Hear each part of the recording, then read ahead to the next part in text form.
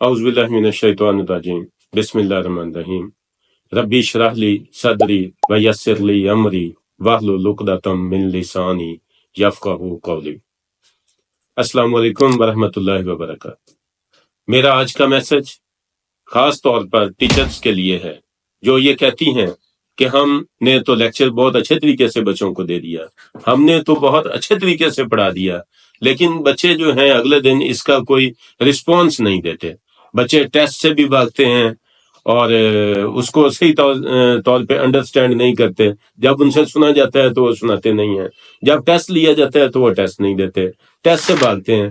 تو اس سلسلے میں میرا یہ میسج ہے، میرا جو ایکسپیرینس ہے اس کی بنیاد پر میں ٹیچرز کو یہ مشورہ دیتا ہوں کہ جب آپ پڑھا رہی ہوتی ہیں اور دوران تدریس ٹیچر کو پتہ چل جانا چاہیے کہ بچوں کو آپ کی بات کی سمجھ بھی آ رہی ہے یا نہیں آ رہی۔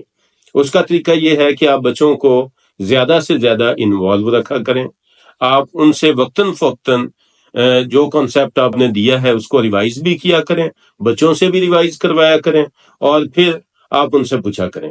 اسی طرح سے جب آپ اپنا لیکچر مکمل کر لیں تو آپ کوشش کریں کہ سب سے پہلے جو کلاس کے لائق بچے ہیں، جو جلدی انڈرسٹینڈ کرنے والے بچے ہیں، ان سے آپ اس کانسیپٹ کے بارے میں پوچھیں۔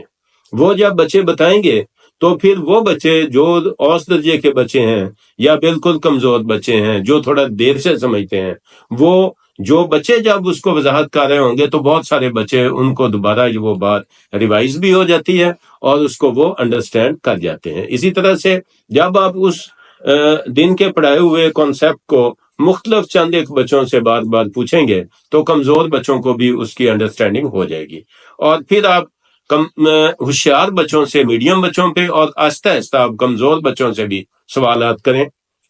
فوری طور پہ لیکچر دینے کے بعد کمزور بچوں کو آپ نشانہ نہ بنائیں یا ان سے سوالات نہ کریں، اس سے وہ گھبرا بھی جائیں گے اور ان کو بتانے میں مشکل ہوگی، بلکہ آپ اوپر سے نیچے آئیں تو اس طرح سے جو بچے ہیں وہ اس کو لازمی طور پہ سمجھ پائیں گے۔ اور کبھی بھی بچوں کو یہ احساس نہ دلائیں کہ آپ کمزور ہیں یا آپ کو دیر سے سمجھ آئے گی یا آپ کو سمجھ نہیں آئے گی۔ اس طرح سے ہوگا یہ کہ ان کو جو سمجھ آنی بھی ہے وہ بھی ان کی سمجھ جو ہے وہ تھوڑی وہ مشکل میں اور احساس کمتری میں وہ شکار ہوں گے۔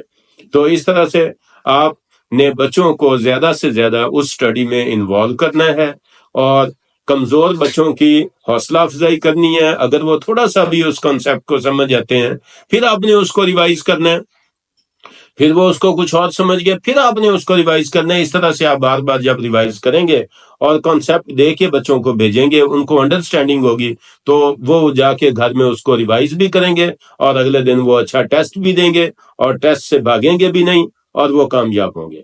تو ٹیچرز اگر اس پہ عمل کریں تو لازمی طور پہ ان کے جو بچے ہیں وہ بہتر ہو سکتے ہیں۔ اس کے علاوہ ٹیچر کا بیسک کام ہی یہ ہوتا ہے کہ اس نے کانسیپٹ کو آسان کر کے اور اچھے طریقے کے ساتھ دلچسپ انداز میں جو ہے وہ ڈلیور کرنا ہوتا ہے۔